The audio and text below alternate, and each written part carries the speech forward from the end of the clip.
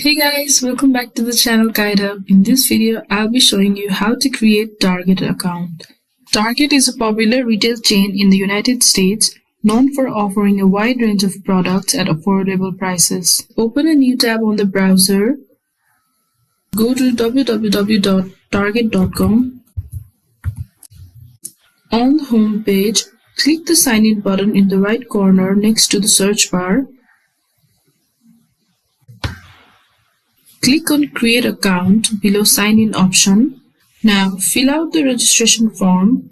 Enter your first name, last name, your email address and your password.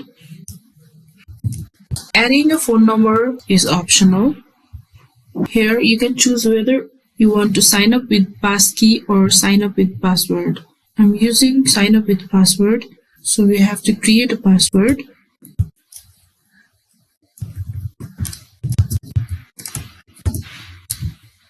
Now click Create Account.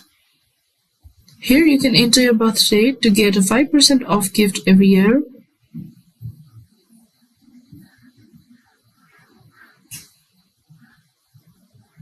And with that, we have created Target account. So if you found this video helpful, don't forget to like the video and hit subscribe for more. Stay tuned for more.